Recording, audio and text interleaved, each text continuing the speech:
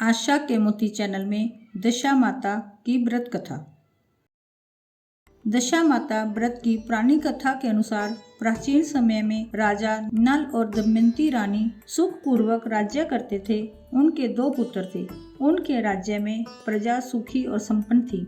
एक दिन की बात है कि उस दिन होली दशा थी। एक ब्राह्मणी राजमहल में आई और रानी से कहा, दशा का डोरा ले लो। बीच में दासी बोली, हाँ रानी साहिबा, आज के दिन सभी सुहागिन महिलाएं दशा माता की पूजन और व्रत करती हैं और इस डोरे की पूजा करके गले में बांधती हैं, जिससे अपने घर में सुख समृद्धि आती है। अतः रानी ने ब्राह्मणी से डोरा ले लिया और विधि अनुसार पूजन करके गले में बांध लिया। कुछ दिनों के बाद राजा नल ने दमयंती के गले में डोरा बंधा हुआ देखा। राजा ने पूछा, इतने सोने के गहने पहनने के बाद भी आपने यह डोरा क्यों पहना?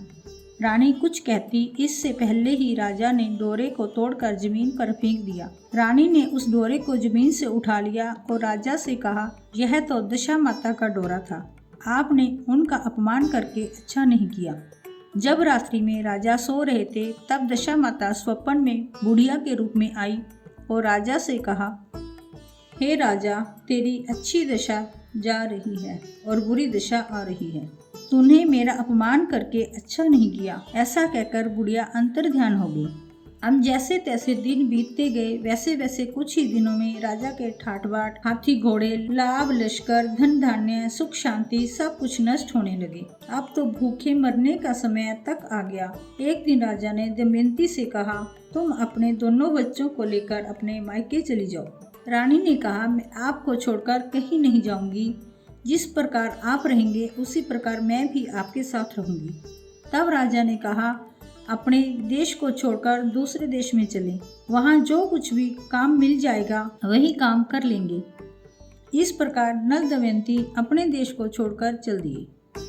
चलते चलते रास्ते में भील राजा का महल दिखाई दिया। वहाँ राजा ने अपने दोनों बच्चों को अमानत के तौर पर छोड़ दिया।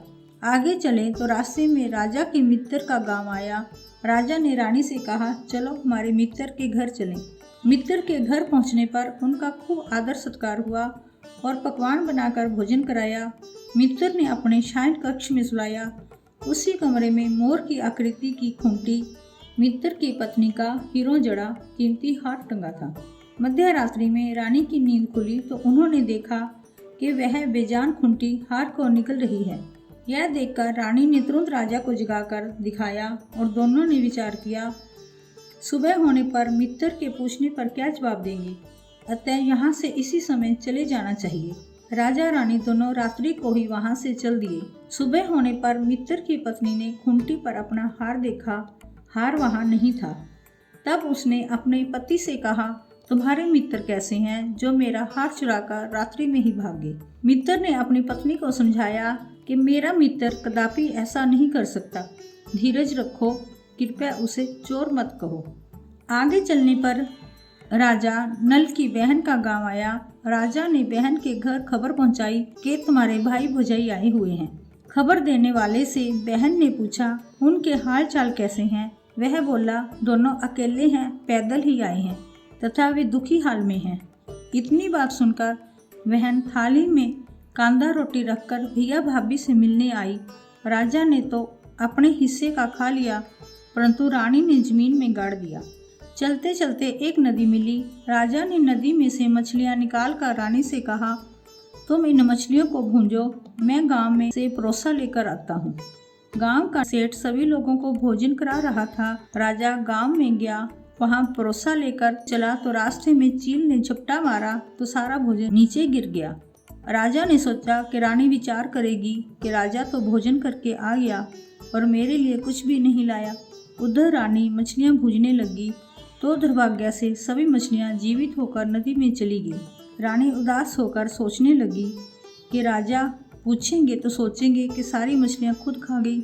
जब राजा आए तो मन ही मन समझ गए और वहाँ से आगे चल दिए। चलते चलते रानी के मायके का गांव आया। राजा ने कहा, तुम अपने मायके चली जाओ, वहाँ दासी का कोई भी काम कर लेना, मैं इसी गांव में कहीं नौकर हो जाऊंगा। इस प्रकार रानी महल में दासी का काम करने लगी और राजा तेली के घाने पर काम करने लगे। दोनों को काम करते हुए बहुत दिन हो गए। जब होली दशा का दिन आया तब सभी रानियों ने सिर धोकर स्नान किया। दासी ने भी स्नान किया।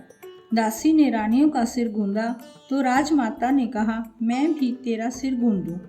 ऐसा कहकर राजमाता जब दासी का सिर गूंद ही रही थी तब उन्होंने दासी के सिर में पद्म देखा। यह देखकर राजमाता की आंखें भर आई और उनकी आंखों से आंसू जब दासी की पीठ पर गिरे तो दासी ने पूछा, आप क्यों रो रही हैं? राजमाता ने कहा, तेरे जैसी मेरी भी बेटी है जिसके सिर में भी पद्म था। तेरे सिर में भी पद्म है। यह देखकर मुझे उसकी याद आ गई। तब दासी ने कहा, मैं ही आपकी बेटी हूँ। दशा माता के कोप से मेरे बुरे दिन चल रहे हैं, इसलिए जहाँ चली आई। माता ने कहा, बेटी तूने यह बात हमसे क्यों छिपाई? दासी ने कहा, माँ मैं सब कुछ बता देती तो मेरे बुरे दिन नहीं कटते। आज मैं दशा माता का व्रत करूंगी और उनसे गलती की क्षमा याचना करूंगी। अब तो राजमाता ने बेटी से पूछा, हमारे जमाई राजा कहाँ हैं? बेटी बोली, वे इसी गांव में किसी तेली के घर काम कर रहे हैं। जब गांव में उनकी खोज कराई गई तो उन्हें महल में लेकर आए। जमाई राजा को स्नान कराया, नए वस्त्र पहनाए, पकवान बनवाकर उन्हें भोजन कराया गया। अब दशा माता के आशीर्वाद से राजा नल और दमयंती के अच्छे दिन लौट आए। कुछ दिन वहीं बिताने के बाद अपने राज्य जाने को कहा। दमयंती के पिता ने खूब सारा धन, लाभ, लश्कर, हाथी, घोड़े आदि देकर बेटी जमाई को विदा किया। रास्ते में वही जगह आई जहाँ रानी ने मछलियों को भूना था और राजा के हाथ से चील ने झपटा मारने से भोजन जमीन पर गिरा दिया था। तब राजा ने कहा, तुमने सोचा होगा कि मैंने अकेले भोजन कर लिया होगा, परंतु चील ने झपटा मारकर गिरा दिया था। अब रानी ने कहा, आपने सोचा होगा कि मैंने मछलियां भूनकर अकेले खा ली, परंतु वे तो जीवित होकर नदी में चली गई थी। चलते चलते जब राजा की बहन का गांव आया, राजा ने बहन के यहाँ खबर भेजी। खबर देने वाले से पूछा, उनके हाल चाल कैसे हैं? उसने बताया कि वे अच्छी दशा में हैं। उनके साथ हाथी, घोड़े, लाव, लश्कर हैं। यह सुनकर राजा की बहन मोतियों का थाल सजा कर लाई। तभी दमयंती ने धरती माता से प्रार्थना की और कहा, माँ आज मेरी अमानत मुझे वापस दे दो। यह कहकर उस जगह को खोदा जहाँ कांदा रोटी गाड़ दिया था। खोदने पर रोटी तो सोने की और कांधा चांदी का हो गया। ये दोनों चीजें बहन की थाली में डाल दी और आगे चलने की तैयारी करने लगी। वहां से चलकर राजा अपने मित्र के घर पहुंचे। मित्र ने उनका पहले के समान ही खूब आदर सत्कार और सम्मान किया। रात्रि विश्राम के लिए उन्हें उसी शयन कक्ष में सुलाया। मोरनी वाली खूंटी के हार निकल जाने पर नींद नहीं आई। आधी रात के समय वही रोज मोरनी वाली खूंटी हार उगलने लगी तो राजा ने अपने मित्र को जगाया और रानी ने मित्र की पत्नी को जगाकर कहा, आपका हार तो इसने निगल लिया था। आपने सोचा होगा हार हमने चुराया है। दूसरे दिन प्रातःकाल नित्य क्रम से निपटकर वहां से वे चल दिए। वे भील राजा के यहाँ पहुँचे। अपने पुत्रों को मांगा तो भील राजा ने देने से मना कर दिया।